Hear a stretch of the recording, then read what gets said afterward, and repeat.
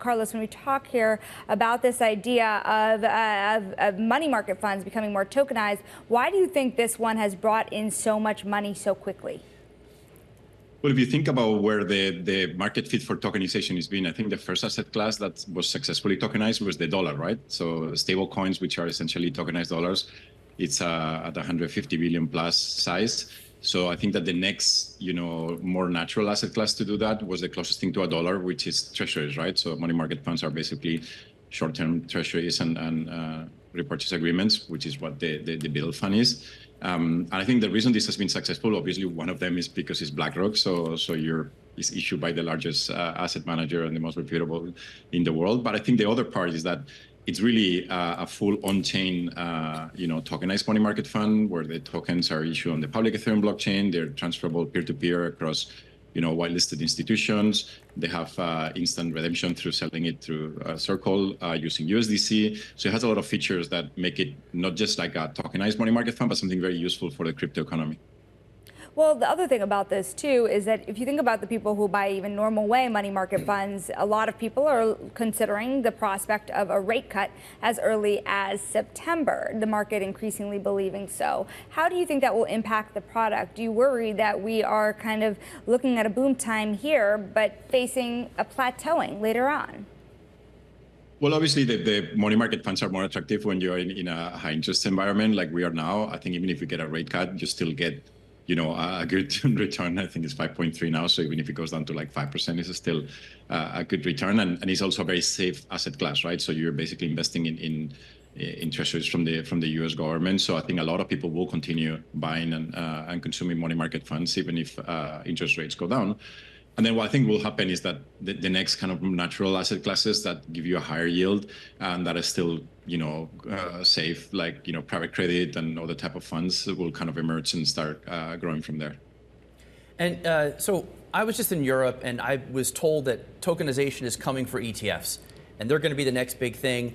And I got to make sure that our ETF analysts don't need to start analyzing tokens soon. But here's my question is, ETFs, right? You want exposure to high yield debt, treasuries, S&P. You log on to your Schwab account or whatever, you hit buy, and then you own it. It costs nothing. It was a frictionless transaction. I just don't see what's disruptible there. I find that tokenization of stuff that ETF covers could be a solution in search of a problem. Am I missing something? Well, you're absolutely right. Like, if it's tokenization for the sake of tokenization, just use a different ledger to represent the securities. It doesn't add any value. And national market securities like ETFs are pretty accessible today. I think that the idea of tokenizing ETFs or other asset classes is to actually make them interact with the rest of the crypto economy, right? There is like, close to $2 trillion of assets and protocols and lending protocols, automated market makers, etc., that do not interact at all with the TradFi version of the products, right? So tokenization can actually bridge these two worlds and bring TradFi assets into the crypto economy. And speaking of, so one area I think it could add a lot of value is things that are harder to get, like, I don't know, farmland or art or private equity, where you cannot ETFize those things. Could we see tokens that allow retail investors get access to that? And could that pass through regulators? So you're absolutely right. So one of the theses of tokenization is basically that it makes the fractional ownership and the accessibility of the asset easier. So we've actually, the first kind of like major asset manager that worked with us was KKR, where we did a tokenization of a private equity healthcare fund. That was exactly the same idea that you mentioned, Eric.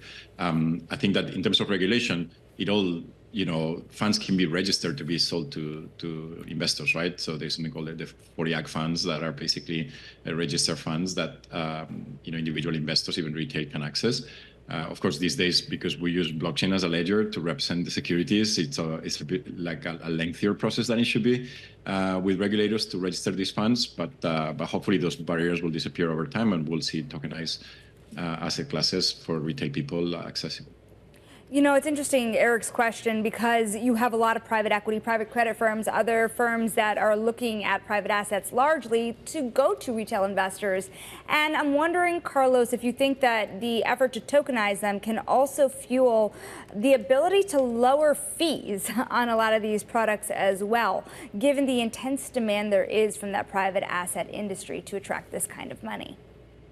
So certainly tokenization should be a cheaper way of managing a fund, right? Because if you think about, for instance, what we're doing with the BUIDL fund from BlackRock, when we issue dividends, we do just one blockchain transaction and we issue millions of dollars of dividends into all the wallets of the holders of the tokenized money market fund. We do instant redemptions without any manual intervention, etc. So, and there is also less, if you want, reconciliation errors because you use a better ledger that is a blockchain essentially. So I certainly see lowering fees as an important thing, but I think that it's always more important when you bring new use cases and new functionality to a security, because it's easier to lend against it or it's easier to trade it than just like making it cheaper. I think always innovation happens when there's new stuff happening, not when you just make something existing cheaper.